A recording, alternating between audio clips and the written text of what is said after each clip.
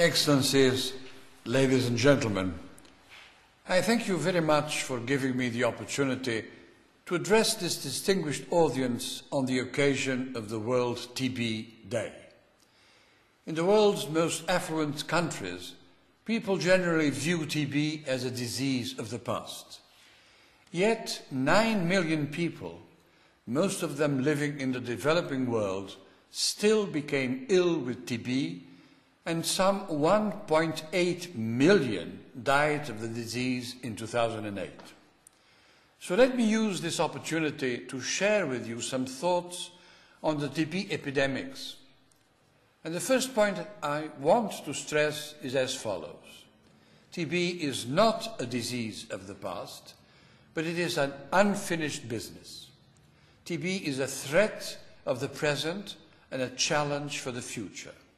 In this regard, 2010 is a benchmark year in the fight against tuberculosis. Just 5 years remain until the 2015 deadline for achieving the Millennium Development Goal 6 of halving prevalence and deaths due to TB.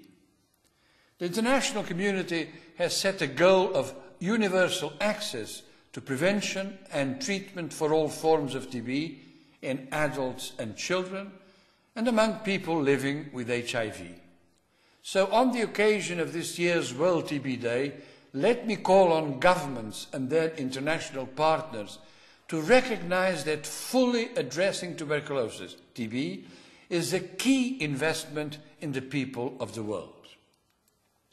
The only successful exit strategy to win the struggle against the tuberculosis, TB, HIV and TB-HIV pandemics is to include them as part of a broader development and poverty reduction strategies and to strengthen health systems more effectively to respond to the needs of the most vulnerable populations.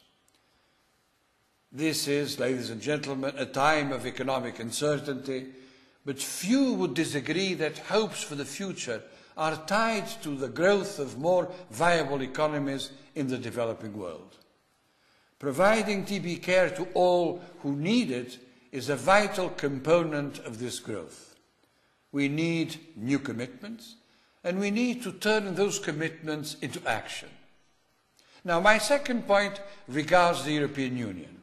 In my view, the European Commission can take up a much more active and assertive role in combating tuberculosis, TB. And it can do it in different but complementary ways. For instance, with its distinctive roles and competencies in the area of development assistance and the European neighbourhood policy, the European Commission can initiate important policies and provide financial support on TB, which would make a significant difference. Indeed, the European Union and its member states are the biggest providers of development aid in the world. And in the area of global health, the European Commission is a substantial contributor to the Global Fund to fight HIV/AIDS, tuberculosis and malaria, committing $100 million per year.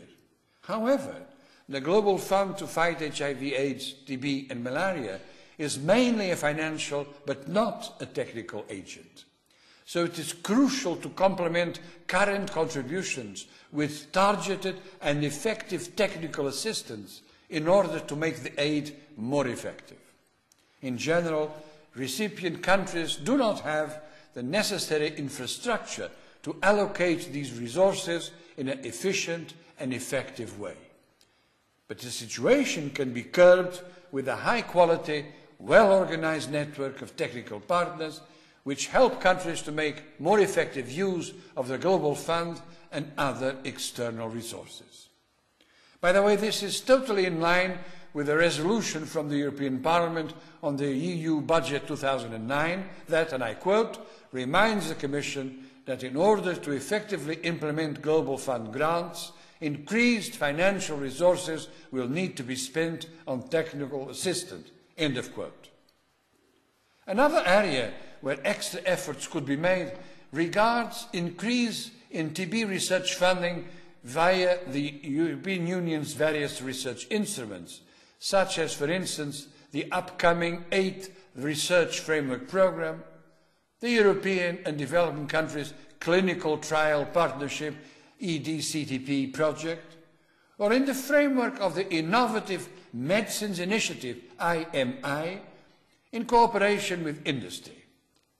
Now, a third field of action concerns tackling MDR-TB and XDR-TB in the framework of the European Neighbourhood Policy, ENP, in particular with high-burden countries, that is, Belarus, Ukraine, Moldova, Azerbaijan, Armenia and Georgia. Unfortunately, the WHO MDR-TB and XDR-TB report, launched yesterday precisely in Geneva, confirms that MDR-TB and XDR-TB are a serious threat to global health, with all countries, rich and poor, at risk. The highest levels of MDR-TB are recorded in this new report.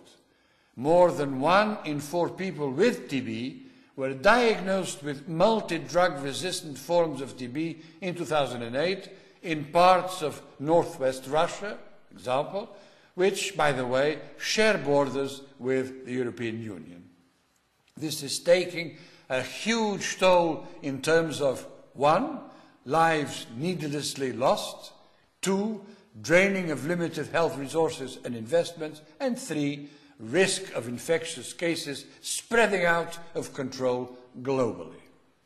So since all countries within the European Union's neighbourhood framework rank among the top high-burden countries of MDR, XDR, TB, the European Union should, in my view, make sure that more health-related projects focusing on MDR-TB and XDR-TB are supported in these countries. In this regard, let me remind you that, as in 2010, several national indicative programs, NIPs, will come to an end. There is a unique opportunity to put the fight against TB on the agenda and provide appropriate funding which will help countries combat this disease. Last but not least, I think that establishing a European think tank on TB with a focus on the European Union and neighbouring countries in order to have an informally established forum which brings systematically together key stakeholders to discuss key areas of concern and action could in fact be a move that will make the difference. Now, dear friends, let us use 2010 as really a turning point in the fight against TB in Europe. On this World TB Day, let us stay on the move in this important fight. Many thanks for your attention.